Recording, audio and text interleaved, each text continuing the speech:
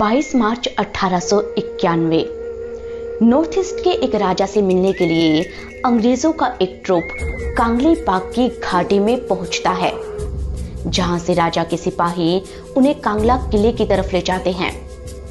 इस किले के दरवाजे पर सफेद रंग की दो बड़ी बड़ी मूर्तियां खड़ी थी। इनका शरीर शेर का, सिर ड्रैगन का और सिर पर दो सींग थे। इन्हें देखकर अंग्रेज हैरान रह गए। ये मूर्तियां थी कांगला शाह की, जिन्हें किले का रक्षक माना जाता था। अब सिपाही अंग्रेजों को किले के भीतर ले जाते हैं, जहां उनकी मुलाकात राजा से होती है। लेकिन राजा से मिलकर जैसे ही ये बाहर निकलते हैं, वैसे ही इन्हें पकड़ लिया जाता है और इनमें से 5 अंग्रेज अफसरों को कांगला शाह की उन्हीं मूर्तियों के नीचे बांधकर उनकी हत्या कर दी जाती है। ब्रिटिश रिकॉर्ड्स के माने तो ये एक तरह की नरबली थी, जो कांगला शाह को खुश करने के लिए दी गई थी। ये नज़ारा देखकर बच्चे कुचे अंग्रेज सिपाही वहां से भाग छुटे। जब ये बात ब्रिटिशर्स को पता चली तो उनका गुस्सा 7वें आसमान पर पहुंच गया। राजा को सबक सिखाने के लिए ब्रिटिश इंडियन आर्मी ने 3 तरफ से हमला बोल दिया। भयानक जंग मची और चंद घंटों के भीतर ही अंग्रेजों की फौज कांगला किले तक जा पहुंची। ब्रिटिशर्स ने किले पर कब्जा करके राजा को बंदी बना लिया और सेनापति को सूली पर लटका दिया। बावजूद इसके जब उनका गुस्सा शांत नहीं हुआ तो उन्होंने कांगला शाह की दोनों मूर्तियों को ही डायनामाइट से उड़ा दिया। इसके बाद अंग्रेजों ने 5 साल के बच्चे को राजा बनाया और पूरी रियासत को अपने कब्जे में ले लिया। और यहीं से शुरू होता है कांगली पाक रियासत का नया इतिहास। कांगली पाक, जिसे आज मणिपुर कहते हैं। मणिपुर यानी कि मणियों की भूमि। मणिपुर को यह नाम मिला अपनी खूबसूरती की वजह से। बोरेक रिवर, लोकटक लेक और इम्फाल घाटी से मिलकर बना मणिपुर आज अपनी रासलीला और नट संकीर्तन के लिए पूरी दुनिया में मशहूर है।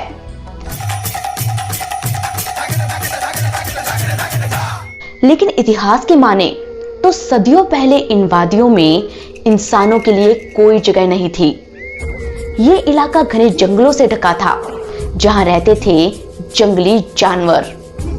सदियों तक सुनसान रहने के बाद 33 एडी में साउथ ईस्टर्न तिब्बत के कुछ कबीले यहां आकर रहने लगे।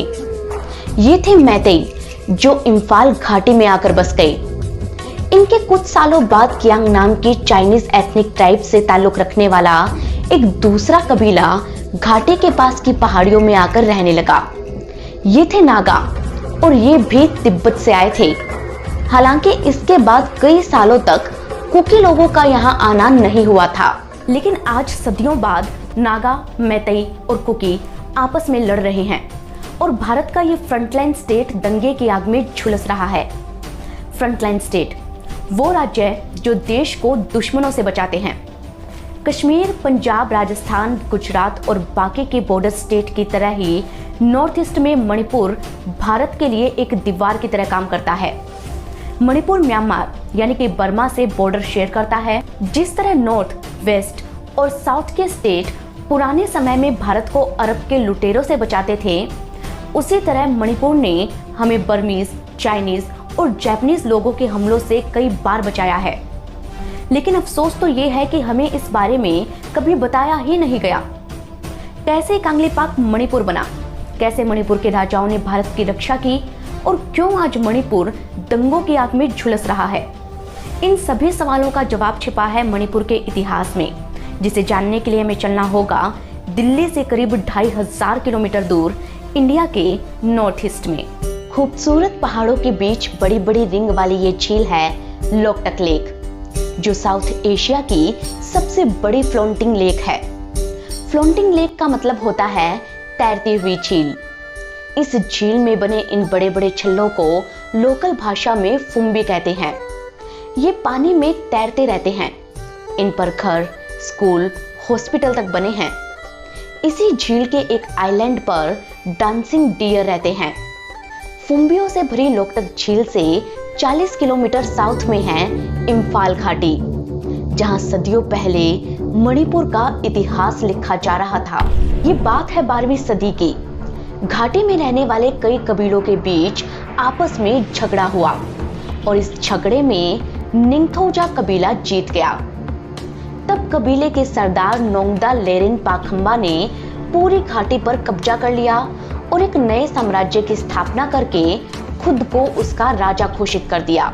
नोंगदा लेरिन पाखंबा मैतेई थे और मैतेई लोगों के लिए इन्होंने एक नए धर्म की शुरुआत की जिसे सनमाही धर्म या सनमाहिज्म कहा जाता है। इनके अपने ग्रंथ थे, अपने रीति रिवाज थे जो हिंदुइज्म से मिलते जुलते थे। इन लोगों के अपने देवता भी थे जिनका नाम था कांगला शाह। इन्हीं के नाम पर इस राज्य का नाम पड़ा कांगलेपाक और राजधानी को नाम मिला कांगला। मणिपुर के इतिहास का सबसे महत्वपूर्ण सोर्स चेंथारोल कुम्बाबा है जिसे सुनी सुनाई बातों पर लिखा गया है।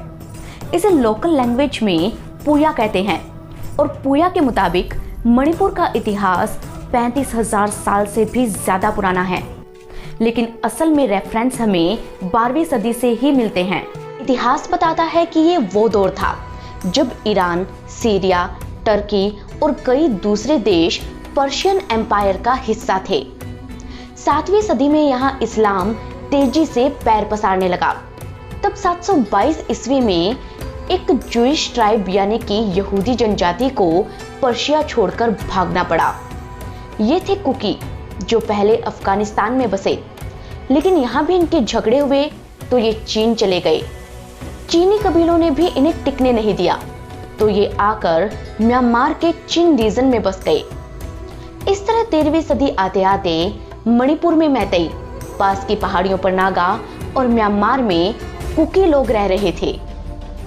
म्यांमार को उस दौर में बर्मा कहा जाता था और यहाँ के लोगों को बर्मीज, चाइनीज और नागा अक्सर कांगलेपाक पर हमला करते, लेकिन यहाँ के राजा हर बार उन्हें खदेड़ दिया करते थे। फिर आई 17वीं सदी। कांगलेपाक के नए राजा बनते हैं खागेम्बा। कहते हैं कि खागेम्बा जितने ताकतवर थे उतने ही स्मार्ट भी थे। उन्होंने अपने राज्य के बॉर्डर्स को सिक्योर किया और सेना को मजबूत किया। इतिहास की माने तो साल 1631 में चीन के राजा चोंगझेन ने बर्मा पर हमला कर दिया था। बर्मा को हराने के बाद वो मणिपुर की तरफ बढ़ा, लेकिन खागेम्बा की सेना पहले से ही तैयार थी। उस दौर में जब भी जंग होती थी तब मणिपुर के सैनिक एक खास तरीके के हथियार आरंबाई से हमला करते थे। आरंबाई आगे से तीखा होता था और इसके पीछे मोर पंख लगे होते थे। ये देखने में जितना सुंदर था उतना ही खतरनाक होता था, क्योंकि दुश्मनों पर हमला करने से पहले इसके आगे जहर लगा दिया जाता था। इसे डंडे पर चढ़ाकर फेंका जाता ताकि ये दूर तक जा सके। इसे फेंकने से पहले मणिपुर के सैनिक घोड़े को फुल स्पीड में दौड़ाते और जैसे ही दुश्मन उनकी रडार में आता वो एक साथ कई आरंबाई फेंकते और दुश्मन को करीब पहुंचने से पहले ही ढेर कर देते थे। मणिपुर के सैनिकों के हमला करने का ये तरीका देख चीनी घबरा गए। नतीजा ये रहा कि चीनी सैनिक जंग का मैदान छोड़कर भाग गए। तब खागेम्बा की सेना ने उनका पीछा करके कई सैनिकों को पकड़ लिया और अपने यहाँ लाकर उनसे ईंटें और पुल बनवाए। चीनियों पर अपनी जीत से खुश खागेम्बा ने खुद को कॉन्करर ऑफ द चाइनीज का खिताब दिया। कुछ इतिहासकार कहते हैं कि इस जीत की खुशी में उन्होंने ही कांगला किले के बाहर कांगला शाह की 2 बड़ी बड़ी मूर्तियां बनवाई थी। जंग पर जाने से पहले वो इनकी पूजा किया करते थे। खागेम्बा को जनता से भी खूब प्यार मिला, लेकिन नफरत मिली अपने सगे भाई शालुंगबा से। दरअसल शालुंगबा खुद राजा बनना चाहते थे, इसीलिए उन्होंने बंगाल के नवाब को मणिपुर पर हमला करने का न्योता भेजा। इतिहास बताता है कि उस दौर में मणिपुर के पड़ोसी असम और आसपास के बड़े एरिया पर अहोम साम्राज्य का, वेस्ट में जैंतिया का और एक तरफ बर्मा का, वहीं दूसरी तरफ कोछारी साम्राज्य का राज था। पास में ही बंगाल भी था, जहां के नवाब शालुंगबा का न्योता पाकर मणिपुर पर हमला करने की गलती कर बैठे, बिना ये जाने कि खागेम्बा कितने ताकतवर हैं। चंद दिनों की लड़ाई में ही खागेम्बा की सेना ने नवाब के छक्के छुड़ा दिए। नवाब तो जान बचाकर भाग गया, लेकिन उसके सैनिकों को खागेम्बा की फौज ने बंदी बना लिया और मजदूरी करवाने लगे। क्योंकि ये सैनिक मुसलमान थे, इसीलिए माना जाता है कि यहीं से मणिपुर में मुसलमानों की एंट्री हुई, जो बाद में मैतेई पंगाल कहलाई। खागिम्बा ने न सिर्फ मणिपुर को बाहरी हमलों से सिक्योर किया, बल्कि अंदर भी शांति कायम की। नागा और मैतेई के बीच का झगड़ा रोकने के लिए उन्होंने कांगलेपाक के पहाड़ों पर चिन रीजन से कुकी लोगों को लाकर बसा दिया, जिसका असर ये हुआ कि नागा और मैतेई के बीच होने वाले झगड़े कम हो गए। इतना ही नहीं, उन्होंने अपने बेटे चराइरोंगबा की शादी भी एक नागा प्रिंसेस से करवाई, जिनका नाम था नंगशेल छाइबी। इस तरह बहुत ही स्मार्टली खागिम्बा नागा और मैतेई को एक साथ लाने में कामयाब हो गई। तभी तो इतिहास खागिम्बा के दौर को कांगलेपाक का गोल्डन पीरियड बताता है। खागिम्बा के बाद चराइरोंगबा कांगलेपाक के नए राजा बनते हैं। कहते हैं कि उन दिनों राज्य में ये प्रथा थी कि बड़ी रानी के अलावा अगर किसी और रानी से राजा को कोई भी संतान पैदा होती तो उसे मार दिया जाता, ताकि बाद में राजगद्दी को लेकर किसी तरह का कोई झगड़ा ना हो। कहते हैं कि नागा क्वीन नंगशेल छाइबी चराइरोंगबा की सेकंड वाइफ थी और शादी के बाद उन्हें एक बेटा पैदा होता है, जिनका नाम रखा गया पामहेइबा। पैदा होते ही पामहेइबा को उनकी मां नंगशेल छाइबी ने उनके नाना के पास भेज दिया, जो कि एक नागा सरदार थे। जैसे ही चराइरोंगबा की बड़ी रानी को इस बारे में पता चला तो उन्होंने पामहेइबा को मरवाने के लिए सैनिकों को भेजा। सैनिकों ने उन्हें लगातार ढूंढा, लेकिन उनके नाना उन्हें लेकर दूर चले गए। कई कोशिशों के बावजूद भी बड़ी रानी के सैनिक उन्हें ढूंढ ना सके। अब वक्त बीतता जा रहा था। राजा के सामने ये समस्या थी कि वो अपना उत्तराधिकारी किसे बनाए, क्योंकि बड़ी रानी को खुद कोई संतान पैदा नहीं हुई। उधर पामहेइबा अपने नाना के पास बड़े होते जा रहे थे। तब नंगशेल छाइबी ने राजा को बताया कि उनका बेटा जिंदा है। राजा तुरंत पामहेइबा को ढूंढ कर लाए और उनका राज तिलक कर दिया। इस तरह पामहेइबा कांगलेपाक के नए राजा बन जाते हैं। 18वीं सदी के शुरुआत का समय था। बंगाल से कुछ साधु संतों की एक टोली पामहेइबा के दरबार में पहुंची। इस टोली में शांतिदास अधिकारी और गुरु गोपाल दास नाम के दो संत भी थे, जिनसे मिलने के बाद पामहेइबा ने हिंदू धर्म अपनाने का मन बना लिया। अपने राजा के साथ हजारों मैतेई लोग भी सनमाही धर्म को छोड़कर हिंदू बन गए। अब पामहेइबा बन गए राजा गोपाल सिंह और कांगलेपाक बन गया मणिपुर, यानी कि सिटी ऑफ ज्वेल्स। उन्होंने ये नाम रखा गुरु गोपाल दास के कहने पर। पूजा के लिए उन्होंने कांगला किले के पास ही गोविंद देव जी का मंदिर बनाया। राजा गोपाल सिंह जितने बड़े विष्णु भक्त थे, जनता के लिए वो उतने ही दयालु थे, जिसे देखकर बंगाल से आए कुछ कारोबारियों ने उन्हें नाम दिया गरीब नवाज, यानी कि गरीबों का मसीहा। ये फारसी नाम राजा को भी पसंद आया और वो जनता में इसी नाम से मशहूर हो गए। उन्होंने बर्मा के एवा साम्राज्य के राजा से अपनी बेटी की शादी करवाई और एवा को सुरक्षित रखा जा सके, इसके लिए पूरे बर्मा को ही जीत लिया। दूसरी कहानी ये भी है कि बर्मा के राजा से गरीब नवाज की बहन की शादी हुई थी, लेकिन शादी के बाद राजा दूसरी रानियों को ज्यादा वैल्यू देते थे। अपनी बहन को दुखी देखकर गरीब नवाज ने बर्मा के राजा पर हमला कर दिया और उन्हें जीत लिया। खैर, वजह चाहे जो भी रही हो, लेकिन बर्मा को जीतने के बाद चीन भी गरीब नवाज के कब्जे में आ गया। अब क्योंकि मणिपुर और चीन दोनों एक ही राजा के अंडर में थे, इसीलिए कुकी लोग बड़ी तादाद में मणिपुर आकर बसने लगे। गरीब नवाज के समय में मणिपुर और बर्मा के बीच कई लड़ाइयां हुई, लेकिन उनके दौर में मणिपुर इतना ताकतवर था कि बर्मीज कभी भी जीत नहीं पाए। खैर, गरीब नवाज यानी कि गोपाल सिंह के बाद मणिपुर राजवंश के सभी राजाओं ने अपने नाम हिंदी में रखने शुरू कर दिए। ये अपने नाम के आगे सिंह लगाते थे। गरीब नवाज की तीसरी पीढ़ी से आने वाले राजा भाग्यचंद्र साल 1779 में रासलीला को मणिपुर लेकर आए थे। मणिपुरी अंदाज की ये रासलीला आज भी मणिपुर का एक मशहूर फोक डांस है। इतिहास बताता है कि राजा भाग्यचंद्र के समय में बर्मा के राजा ने एक बहुत बड़ी फौज लेकर मणिपुर पर हमला किया था। तब उन्होंने अंग्रेजों की मदद मांगी।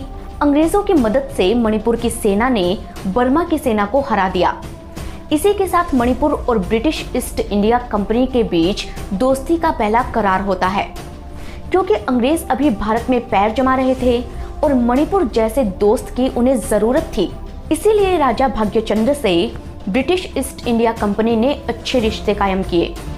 लेकिन फिर कुछ ऐसा हुआ कि अंग्रेजों को मणिपुर हड़पने का मौका मिल गया। 20वीं सदी के शुरुआत की बात है। मणिपुर के पड़ोसी अहोम साम्राज्य के एक मंत्री ने बर्मा के राजा को एक चिट्ठी लिखी। इस चिट्ठी में उन्होंने अहोम साम्राज्य के सारे भेद लिखे थे। ये एक तरह से बर्मा के राजा को अहोम एम्पायर पर हमला करने के लिए भेजा गया एक न्योता था। इतिहास बताता है कि अहोम एम्पायर इतना ताकतवर था कि 10वीं सदी से ही वो बर्मीज सेनाओं को बॉर्डर पर रोके हुए था। लेकिन उस एक चिट्ठी की वजह से बर्मा के राजा ने अहोम साम्राज्य पर हमला कर दिया। अब आप ये सोच रहे होंगे कि अहोम साम्राज्य के मंत्री ने ऐसा किया तो किया क्यों? ये जानने के लिए हमें अहोम साम्राज्य के पॉलिटिकल स्ट्रक्चर को समझना होगा। दरअसल उस दौर का अहोम एम्पायर इतना बड़ा था कि इसे 5 हिस्सों में बांटा गया था, जिन्हें 5 अलग अलग मंत्री संभालते थे।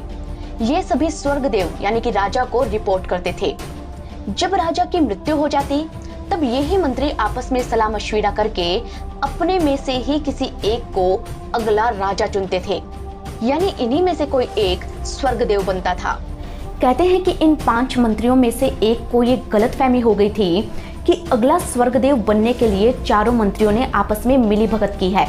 बस इतने से बात पर उन्होंने अहोम साम्राज्य के दुश्मनों को बुलावा भेज दिया, क्योंकि उन्होंने अहोम साम्राज्य की सुरक्षा के सारे भेद बर्मा के राजा को बता दिए थे। इसीलिए बर्मीज ने अहोम राजा को आसानी से हरा दिया। ये साल था 1817 का, जब बर्मीज ने अहोम पर हमला किया। कहते हैं कि अहोम के हारते ही ब्रह्मपुत्र घाटी तक का पूरा इलाका बर्मा के कब्जे में आ गया। बर्मीज का ये हमला इतना खतरनाक था कि न सिर्फ अहोम साम्राज्य का अंत हो गया, बल्कि मणिपुर, जैंतिया, यहाँ तक कि बंगाल भी खतरे में आ गया, जहां अंग्रेजों का राज था। फिर आया साल 1824। अंग्रेज इस समस्या का समाधान खोज ही रहे थे कि उन्हें एक खत मिलता है। ये एक संधि का ऑफर था, जिसे भेजा था मणिपुर के राजा गंभीर सिंह ने। क्योंकि असम को जीतने के बाद अब बर्मा की फौज मणिपुर में घुसती चली जा रही थी, इसीलिए गंभीर सिंह को अंग्रेजों से मदद मांगनी पड़ी। अंग्रेजों ने भी तुरंत हाँ कह दी, जिसके बाद मणिपुर के 500 सैनिकों की एक फौज ब्रिटिश इंडियन आर्मी के साथ मिलकर बर्मा की सेना पर धावा बोल देती है। इसी के साथ ही शुरू होता है इतिहास का पहला एंग्लो बर्मी वॉर। 2 सालों तक चली इस जंग के बाद बर्मा हार गया और इस पूरे इलाके पर अंग्रेजों का कब्जा हो गया। अब यहाँ अंग्रेजों ने एक चाल चली। उन्होंने गंभीर सिंह को मणिपुर का राजा बने रहने दिया, लेकिन अपने एक एजेंट मैक्लोक को यहाँ अपॉइंट कर दिया। उन्होंने गंभीर सिंह से एक एग्रीमेंट पर सिग्नेचर करवाई, जिसमें ये साफ साफ लिखा था कि सारे पावर्स अब अंग्रेजों के हाथ में होंगे और मणिपुर आज से ब्रिटिश प्रोटेक्टरेट स्टेट कहलाएगा। इस तरह राजा गंभीर सिंह को अंग्रेजों ने कठपुतली बनाकर रख दिया। हालांकि इसके बाद मणिपुर में लंबे समय तक शांति रही। अंग्रेज अफसर यहाँ अक्सर पोलो खेलने और सीखने आते थे। कहते हैं कि पोलो का जन्म मणिपुर में ही हुआ था, जिसे मणिपुरी लोग सांगोल कांची कहते थे। अंग्रेजों ने इसे पोलो नाम दिया। विदेशों में पोलो इतना मशहूर हुआ कि आज इसे 77 देशों में खेला जाता है। कहते हैं कि मणिपुर में पोलो 5000 सालों से खेला जा रहा था और किंग खागिम्बा भी बहुत अच्छे पोलो खिलाड़ी थे। साल 1880 तक सब ठीक चलता रहा, लेकिन फिर मणिपुर के इतिहास में एक नया मोड़ आया जब राजा बने सूर्यचक्र सिंह। कहते हैं कि उनके भाई कुलचक्र खुद राजा बनना चाहते थे, इसीलिए उन्होंने अपने तीसरे भाई टिकेंद्रजीत सिंह के साथ मिलकर तख्ता पलट करने की साजिश रची। क्योंकि टिकेंद्रजीत सिंह मणिपुर की आर्मी के कमांडर इन चीफ भी थे, इसीलिए दोनों ने मिलकर बड़ी आसानी से सूर्यचक्र को मणिपुर से बाहर निकाल दिया और मणिपुर के नए राजा बन गए महाराजा कुलचक्र सिंह। सूर्यचक्र पहुंचे अंग्रेजों के पास और उन्हें सारा हाल कह सुनाया। अंग्रेजों ने उनका साथ दिया और कुलचक्र से बातचीत करने के लिए कुछ अंग्रेज अफसर और सिपाहियों को मणिपुर भेजा। यहाँ पर उन्हें कांगला फोर्ट में ले जाया गया। अब कुछ इतिहासकार कहते हैं कि अंग्रेज अफसरों ने बदतमीजी की थी तो कुछ कहते हैं कि कांगला शाह को नरबली देने के लिए इनमें से 5 ऑफिसर्स को कांगला शाह की मूर्तियों के नीचे ही मार डाला गया, जिसका नतीजा ये हुआ कि अंग्रेजों ने मणिपुर पर 3 तरफ से चढ़ाई कर दी और राजा कुलचक्र को अंडमान भेज दिया, जहां उनकी याद में आज भी एक स्मारक बना है। उन्होंने टिकेंद्रजीत सिंह और दूसरे आर्मी अफसरों को फांसी दे दी। इस जंग की याद में इम्फाल में एक वॉर मेमोरियल भी बनाया गया है, जिसमें बनी 3 तलवारें ये दिखाती है कि कैसे इस राज्य को अंग्रेजों ने 3 तरफ से घेरा था। कहते हैं कि अंग्रेज इतने नाराज थे कि एक वक्त पर वो मणिपुर से रियासत का दर्जा ही छीन लेना चाहते थे, लेकिन बाद में उन्होंने अपना इरादा बदल दिया। 5 साल के राजा चंद्रचूड़, जिन्हें कुछ इतिहासकार चूड़ाचंद भी कहते हैं, उन्हें गद्दी पर बैठाकर अंग्रेज खुद मणिपुर पर राज करने लगे। अंग्रेजों के लिए मणिपुर एक सोने की मुर्गी जैसा था, क्योंकि यहाँ की पहाड़ियों पर उन्होंने चाय उगाने में कामयाबी हासिल कर ली। कहते हैं कि इंग्लैंड में चाय बहुत फेमस थी, जो चीन से इंपोर्ट होती थी, लेकिन 1839 में पहला एंग्लो चाइना ओपियम वॉर होता है, जिसके बाद चीनियों ने अंग्रेजों को चाय देनी बंद कर दी। मणिपुर की इन पहाड़ियों पर अंग्रेजों ने टी गार्डन बनाए और यहाँ की चाय को वो विदेशों में बेचने लगे। यहाँ जंगलों से उन्हें बड़ी तादाद में अच्छे क्वालिटी का टिम्बर मिला, जो शिप और बोट बनाने में काफी डिमांड में था। अंग्रेजों ने अंधाधुंध जंगल काटे और मणिपुर के टिम्बर को विदेशों में एक्सपोर्ट किया। कहते हैं कि यहाँ के पेड़ों से एक खास तरह का तेल जेरी बाम निकलता था। अंग्रेजों ने उसे भी विदेशों में बेचकर खूब पैसा कमाया। उस दौर में नागा और मैतेई के झगड़े फिर से बढ़ गए थे, इसीलिए अंग्रेजों ने भी वही किया जो खागेम्बा ने किया था। उन्होंने बड़े पैमाने पर कुकी जनजाति के लोगों को मणिपुर की पहाड़ियों में लाकर बसा दिया और आराम से मणिपुर को लूटते रहे। लेकिन फिर आया साल 1857। नॉर्थ इंडिया में अंग्रेजों के खिलाफ एक बड़ा विद्रोह हुआ, जिसे हम और आप सन 57 की क्रांति के नाम से जानते हैं। अंग्रेज नहीं चाहते थे कि ऐसी ही कोई क्रांति नॉर्थ ईस्ट में भी हो, इसीलिए उन्होंने बंगाल ईस्टर्न फ्रंटियर रेगुलेशन 1873 के नाम से एक एक्ट पास किया, जिसमें साफ साफ लिखा गया था कि सीधे तौर पर भारत के बाकी हिस्सों के लोग नॉर्थ ईस्ट के इन राज्यों में एंट्री नहीं कर सकते। अंग्रेजों ने बहाना बनाया कि वो पहाड़ी जनजातियों और आदिवासियों के कल्चर को खत्म नहीं होने देना चाहते, इसीलिए उन्होंने ये एक्ट पास किया। लेकिन पर्दे के पीछे से यहाँ पर ईसाई मिशनरियों की एंट्री वो करवाते हैं। इन मिशनरियों ने भोले भाले आदिवासियों का धर्म बदलवाकर उन्हें ईसाई बनाना शुरू कर दिया। अब देखते ही देखते मणिपुर की कुकी और नागा जनजाति के लोग आदिवासी कल्चर छोड़कर ईसाई बनते जा रहे थे। वहीं दूसरी तरफ यहाँ का तेल, चाय और लकड़ियां एक्सपोर्ट करके अंग्रेज पैसे कमाते जा रहे थे।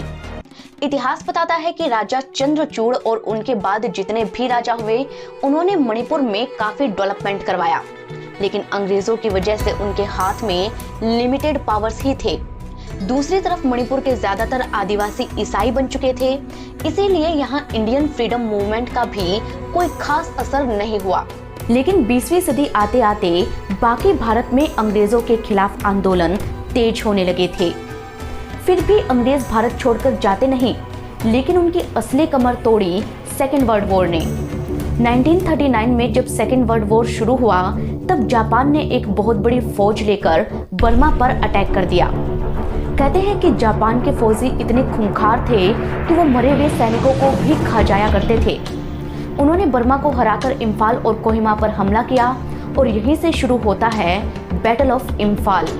कहते हैं कि 1944 में मोइरांग नाम की एक जगह पर जापानी सैनिकों के साथ मिलकर इस बैटल में आज़ाद हिंद फौज के सैनिकों ने भी अंग्रेजों पर हमला कर दिया था। इन्होंने 3885 स्क्वायर किलोमीटर के इलाके को आज़ाद भी करा लिया था। जापान के सैनिकों के साथ आज़ाद हिंद फौज के सैनिक इसलिए थे क्योंकि नेताजी जापान की मदद से भारत को आज़ाद करवाना चाहते थे, लेकिन ऐसा हो न सका और जापान हार गया। हालांकि सेकेंड वर्ल्ड वॉर खत्म होने के बाद अंग्रेजों को भारत छोड़ना ही पड़ा। जाते जाते वो मणिपुर का राज राजा बुद्धा चंद्र को वापस दे गए। 28 अगस्त 1947 को राजा बुद्धा चंद्र कांगला किले में पहुंचे थे, जहां राजा को 18 तोपों की सलामी दी गई और इसी दिन को मणिपुर में आजादी के दिन के तौर पर सेलिब्रेट भी किया जाता है। कहते हैं कि 21 सितंबर 1949 को राजा बुद्धा चंद्र ने इंस्ट्रूमेंट ऑफ एक्सेशन पर सिग्नेचर कर दिए और उसी साल 15 अक्टूबर को मणिपुर भारत का हिस्सा बन गया। आज भी राज परिवार मणिपुर में रहता है और इस राज परिवार की राजकुमारी विनोदिनी देवी काफी बड़ी साहित्यकार रहीं। उन्हें भारत सरकार से साहित्य अकादमी पुरस्कार भी मिला था। अंग्रेज तो चले गए, लेकिन जाते जाते वो ईसाई और हिंदुओं के बीच धर्म की दरार पैदा कर गए, जिस वजह से नागा और मैतेई के झगड़े में कुकी भी शामिल हो गई। यानी कि जिस कुकी ट्राइब को मणिपुर में शांति के लिए लाया गया था, अब वो भी इसी झगड़े का हिस्सा बन गए। इतिहास कहता है कि आजादी के बाद मणिपुर कोई राज्य नहीं बल्कि एक केंद्र शासित प्रदेश था, जिसे 1972 में राज्य बनाया गया। नेताजी सुभाष चंद्र बोस और इंडियन नेशनल आर्मी माने कि आजाद हिंद फौज की याद में यहाँ एक स्पेशल म्यूजियम भी बनाया गया। मणिपुर ने देश को 19 ओलंपियन दिए हैं, दुनिया को पोलो दिया है, नॉर्थ ईस्ट इंडिया का सबसे बड़ा तिरंगा और साउथ एशिया की सबसे बड़ी फ्लोटिंग लेक मणिपुर में है। यहाँ की वादियां इतनी हसीन हैं कि इसे लैंड ऑफ गॉड भी कहते हैं। मगर अफसोस की आजादी के बाद भी यहाँ लगातार इंसर्जेंसी होती रही है। दोस्तों, मणिपुर भारत के लिए हमेशा से इम्पोर्टेंट रहा है और रहेगा। इसीलिए इस राज्य के हालातों से हमें और आपको फर्क पड़ना चाहिए। मणिपुर में शांति बहाल हो, हम तो यही उम्मीद करेंगे, लेकिन इस राज्य का गौरवशाली इतिहास दुनिया को पता चल सके, इसीलिए आप इस वीडियो को शेयर करें। साथ ही कमेंट करके हमें ये बताएं कि मणिपुर के इतिहास की ये कहानी आपको कैसी लगी। दोस्तों, आपके सजेशन और फीडबैक हमारे लिए काफी मायने रखते हैं। इस मेल एड्रेस पर आप हमें अपने फीडबैक भेज सकते हैं। हम मिलेंगे आपको अगली कहानी के साथ। तब तक के लिए धन्यवाद।